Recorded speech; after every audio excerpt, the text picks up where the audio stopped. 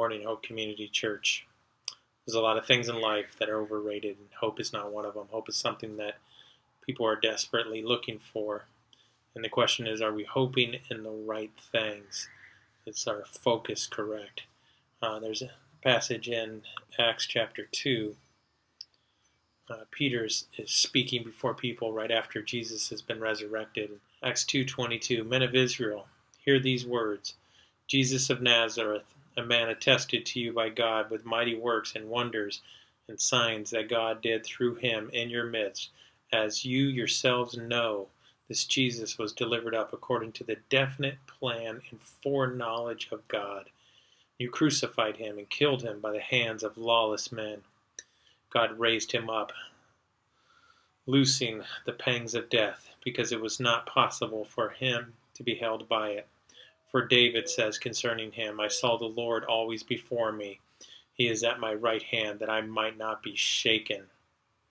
Therefore my heart was glad, and my tongue rejoiced, and my flesh also will dwell in hope. So David is talking about dwelling in hope, and Peter is saying that that's the place that we're at, that we dwell in hope. And he gives basically three reasons right here why you and I should dwell in hope right in the midst of whatever circumstance we're in. The first thing in this passage, he says it was according to God's definite plan and foreknowledge. In other words, what's going on in your life, what's going on in my life, hasn't taken God by surprise. He's in the midst of all of it. It's part of his foreknowledge. God has a definite plan for you and for your life. Secondly, where it talks about the death that Jesus defeated, that it was impossible for him to be held by it. So, in other words, you and I face defeated enemies. We can have hope because the worst thing has already been dealt with.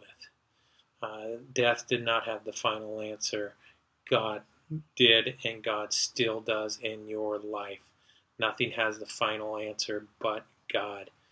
And the third thing that Peter gives us here, speaking through David, he says, for concerning him, I saw the Lord always before me. So we can have hope that God has a plan. The worst thing is not the last thing, and that God is always before us. He's beside us. He's at your right hand, that you may not be shaken. So have hope. Have hope that God has a plan for you, that the worst thing is not the last thing, and that God is right there with you and he's for you. Let's be people of hope.